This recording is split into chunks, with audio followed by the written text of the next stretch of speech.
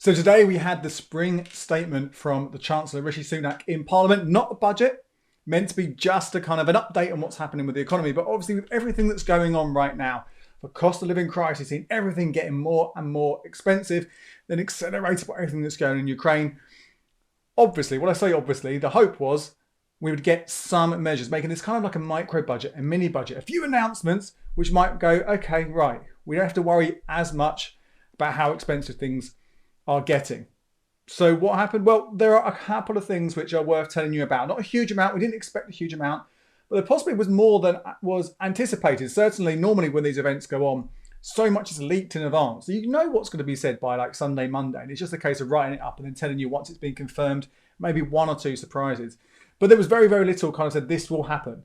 A few things were kind of rumoured and they did happen, and a couple of extra things. So I'm going to take you through that now so you know what it means for your money. And let's just start off first of all with the cost of living, and primarily things like fuel and petrol and energy costs. Those things that we know, we can just see at the petrol pumps how expensive things are. And we know when we've got those kind of predicted bills through for the next year from our energy companies, we see just how high that's going to be. We know they're going to be big increases from the 1st of April. We know petrol already is really expensive. So what's happened here? Well, there was something to do with petrol, and this is from 6 p.m. today on Wednesday the 23rd of March. So by the time you watch this, it's already happened. There's going to be a 5p cut in fuel duty. This is the tax that goes on fuel. That itself is subject to VAT, 20% VAT. So actually 6p less per litre at the pumps should be happening right now. And that will last for a year until March 2023. Of course, what you need to remember there is prices are still continuing to get higher and higher, maybe level out, but generally getting higher and higher. So that 5p difference is still not going to make a massive actual difference to what you pay. Yes, it'll be maybe £2.50 to £3.50 off the full tank, depending on the size of your car. But you're still going to be paying well over the odds compared to where you were just a month ago, 2 months ago. So yes, there's going to be a discount, small amount that will add up over the year. Obviously, still doesn't mean the petrol stations aren't going to keep increasing prices if their costs are increasing or if they choose to do it. But that's what's happening with petrol. Now, let's move on to energy costs, energy bills, and nothing. Absolutely zero, zilch. That's going to help you right now with these increased bills that are kicking in next month and then likely to get even bigger in October. Nothing on top of those measures already announced very recently. The £150 that's going to come in April to people on council tax bands A, B, C, and D. So that is going to happen, still going to happen, no change to that. If you haven't already, it's probably a bit tight now timing wise, but haven't set up a direct debit to pay your council tax, go to your council website, see if there's still time to set up a direct debit, because that is how the money will be sent to you automatically. So it's well worth giving that one a go ASAP. If not, you're going to have to wait for them to contact you and ask for your payment details. That will delay how long it takes for that money to actually reach you if you're bands A, B, C, and D. And obviously, if you're not in one of those bands, or you don't pay council tax for any other kind of reason because you're on a low income or benefits or something like that, there will be funds you can apply for. Again, no extra money for there, and those details again will be revealed by your local council, probably I would imagine in April. And there's still that £200 kind of loan that's coming in October, which you'll have to pay back £40 a year from next April for the next 5 years. So really, there's only 150 quid free cash towards your bills. Nothing else happening with energy bills at all. There was another announcement around energy, but this is kind of like, it's a nice announcement for some people. If you're flush with cash right now, you aren't really impacted too much by the cost of living crisis. You can eat up £4,000 for some solar panels, or however much it might cost for a heat pump. These green initiatives, good things in terms of the future of energy and environmental issues as well. Then your VAT you'd pay on those things will be cut from 5% to 0. So you're going to save a little bit of money on those things, which actually, though they're quite expensive, so it's going to be quite a big saving if you consider how much you can save on there. But really, it's going to make no difference right now. In fact, those kind of things take years, maybe even 10, 15 years to justify the cost for it to break even. So it's just a case of you keen to do that, you're going to be in your place for a long time, you're willing to put the cash up and you can afford it right now. That's worth knowing about. So that is it in terms of cost of living crisis. No other changes to the actual costs we are facing. Now, let's move on now to talk about benefits and support for those people who are really, really, really struggling. There was no rumoured that maybe the pressure would be on there to increase universal credit or the state pension by more than the 3.1%, which was set in September. Basically, they kind of get the inflation figures in September, and that's what the increase will be the following April. 3.1% what it was. Obviously, now we know that inflation today was announced at 6.2%, most recent figure, so double that, and expected to get even higher, to the average be around 7 and a bit percent this year. So that shows you a big, in real terms, a massive difference for people on state pension and universal credit. They are not going to get anything more. 3.1% is what it is. And there's no additional help, no additional support that's going to go on there. No kind of different to the what's called the taper rate, which is how much you can earn before you start to lose universal credit. No extra payments like we had during the pandemic. It is what it is. Okay, so that's going to put obviously pressure on the budgets of people who are on low incomes, relying on universal credit, relying on the state pension. There is going to be a lot of money added to something called the Household Support Fund. Now, this is going to be doubled from £500 million to £1 billion. And £1 billion, obviously, I think of like Dr. Evil, in Austin Powers movies, when in the beginning it's like £1 million. They're like, yeah, whatever, that's fine. So he upped it to 1 million because that's kind of sounds a bigger figure. And there's a bit like, okay, we'll take you seriously now. But in the scheme of things, 1 billion still isn't going to make much of a difference. So that petrol one, let me just quickly check what the figure is here. The petrol cut itself, that 5p per litre cut, that's going to be worth 2.4 billion in total over the year. But individually, we're seeing that, £2.50, £3 cut to the filling up a tank. So that means that 1 billion, fund for people who are really, really struggling with their bills, which would be given out by local authorities and councils at their discretion, isn't going to go very far. It's not going to reach that many people. So it's very welcome. And it's great that more money is going to those people. But this is right at that end of people who are really, really struggling. The people who are here more kind of just, on benefits who are also struggling. Some of them will be pushed into that, but most of them, they won't really get access to it.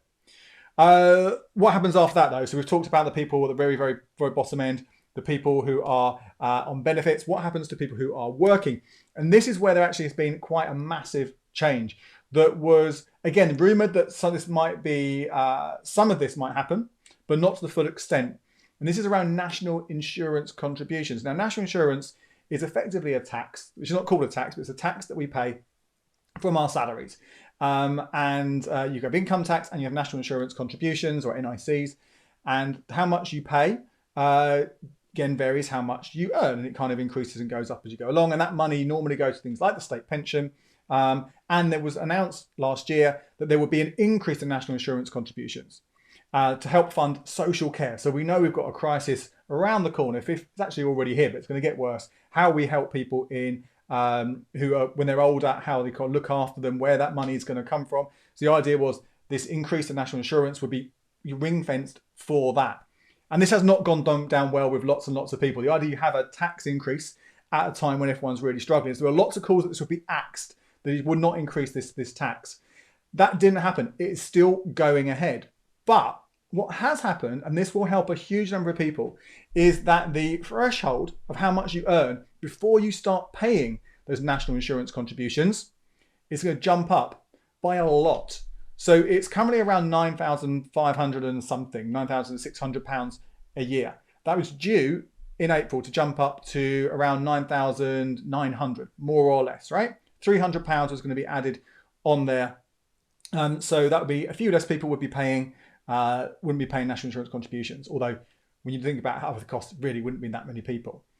However, that has been jumped by a massive £3,000. So much more than anyone expected. And what that's done is it's brought it in line with when you start paying income tax, £12,780. So that means a lot of people, well, not a lot of people, there are people who are currently earning between just under 10k and 12, 8, something like that. They would have been paying national insurance contributions. They now won't pay that at all. Okay, so they are not going to be paying it at all. And if anyone above that threshold, £12,780 a year, yes, you'll still be paying national insurance contributions, but that buffer will kind of take away some of the increase, which is still happening. So actually, it takes you until you earn around £35,000 seems to be the figure. I've seen a few different ones. I'm sure we'll get exact figures in the coming days when analysts take a look at it. But around £34,000, £35,000, that is when the salary, what you pay in national insurance contributions will either be the same or less than what you've been paying in the last 12 months. So there won't be an increase that you'll actually be paying. So it's not more money for you, but you avoid a tax increase when you're kind of closer to that kind of 35 grand limit. Lower down there, then maybe you would actually be paying less overall. Like we talked about those people who are suddenly jumping up into that sort of completely that threshold that around people around that's under 13k more or less. So that is good news. Now it's a little bit weird this year because that increase to the tax increase itself, that starts in April, but the threshold increase doesn't start until July. So we have a spell, April, May and June in your pay packets where you're paying more national insurance, right? So you will be probably across the board, you will be taking home less pay as a result of that. But then from July, it will be less and it will even out over the year. So next year, I'll say next year, 2023/2024, so April 6, 2023 for that year, assuming there are no other changes to that threshold, actually then people between sort of 35 and 40k, they'll actually sort of take full advantage of this kind of new increased threshold by not paying the additional amount because you have a full year at the kind of increased level. I know lots of numbers are thrown at you there. I will link to my article below where I've gone into this in a bit more detail, so check that out. Now, the only other thing to talk about here around tax, it's worth mentioning it, and this was like the big surprise. Well, that was the big surprise. This was meant to be the kind of like, look at us, we're doing cool things. This is around actually the income tax thresholds, and the Chancellor announced a cut to this from 20% to 19%. So you would pay less income tax on your earnings if you're a basic rate taxpayer, but not for 2 years, not until 2024. So there's a lot can happen in 2 years. As we've discovered in the last 24 months, everything has happened there. So let's not get excited about that. Let's not worry about that. Let's not even consider it. It's happened, it's been announced, but let's park it completely because so much can change in that time. So there you go, that's the bulk of what you need to know. I will be looking at this in more detail as well in my podcast, my Cash Chats podcast later this week. So if you haven't already subscribed to that, please do. It's called Cash Chats. You can get it on podfollow.com/Cash Chats. And fingers crossed, I should have a very, very, very, very special guest on the show this week. So if you haven't listened to it already, make sure you get that episode that's going to be out Thursday evening or Friday morning. My name is Andy Webb. Thank you so much for watching. Leave me a comment below. Let me know what you think about the policies announced today. Is it going to make you better off, or are you worried about how things are going to go?